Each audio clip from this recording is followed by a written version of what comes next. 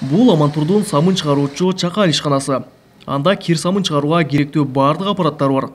Карманыбыз ширетүүчү кесиптин ээси болгондуктан алардын баарын өзү эле жасап алган. Ага мурдагы сатып алган аппараты бат-баттан бузулуусу себеп болуптур. Экинчи аппаратым булчу. Биринчи аппаратымды сатып алдым. Москвада иштеп жүрүп, интернеттен Өзбекстанда чыгаргандарды көрүп калып, ал жактан 80 миңге сатып алгам аппаратты. Бирок ал аппарат иштей берип, пробеги кеп калган аппарат экен. Аны бир-эки жер ремонт кылдым, оңдодум. Станоктучу. Интернетке чыгардым эле, казакстандыктар заказ кылып, ошолор алып кетип калышты. Аны 100ге сатып бердим. Амантур жасаган бир нече бөлүктөн турган аппаратты $5000 сатып алса болот. Амантур болсо алардын баарын бир айга жетпеген убакытта 100 000 сомдой акчага эле жасап алган. Мен өзүм кесибим сварщик. Сварка менен алектенем. Анан көрүп, кайра эле ошондой кылып жасап койдум өзүм эле. Унаанын тетиктери бар, калган жөнөкөй темир. Унаанын тетиктери ошол карданы бар. Калганы базардан эле сатып алдым. Амантурдун самын чыгарып жатканына аз гана убакыт болду. Тагыраагы, ал ишкердикти баштаган учурда пандемиядан улам карантин болуп, чектөөлөр алынгандан кийин кайрадан ишин жанданткан. Ал кышкысын самынга керектүү майларды табуу кыйын болгондуктан, азырынча аптасына бир ирет гана кир самын чыгарып жатканын айтат. Бул малдын майы, кушканалардан чогултуп алып келебиз булардычы.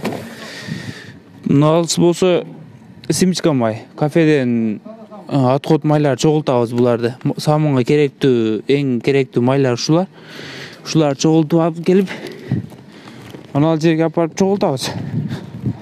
Ошол өзүнүн нормасына жеткенде бардын кошуп, бир казаныбыз бар, чоң казан. Ошоңго салып, эритип, кошумчаларын кошобуз.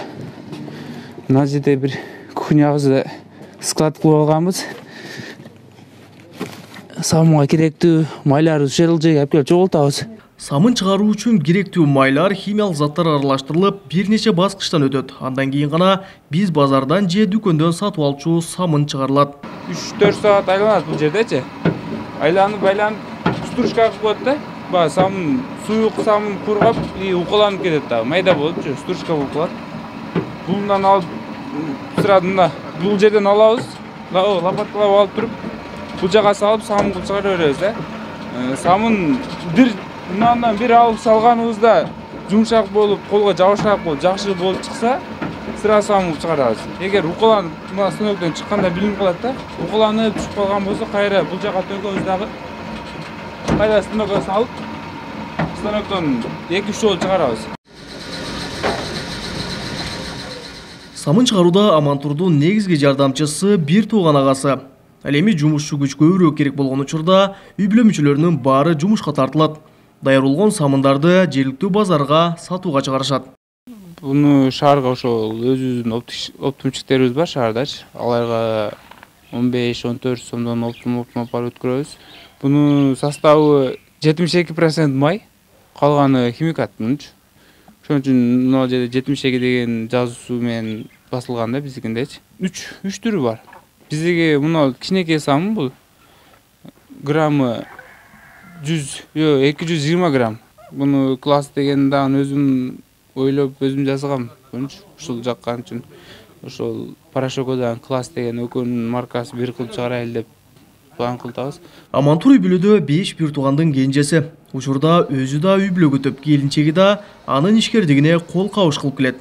Карманыбыз алдыда самындан сырткары кир жуучу порошокторду чыгаруу ниетинде. Мындан сырткары бир нече бөлүктөн турган ишкана ачып, пластик буюмдарды чыгаруу аракетинде жүрөт. Эгер өкмөт жаш ишкерге колдоо көрсөтсө, элет жериндеги ондогон адамдар жумуш менен камсыз болмок.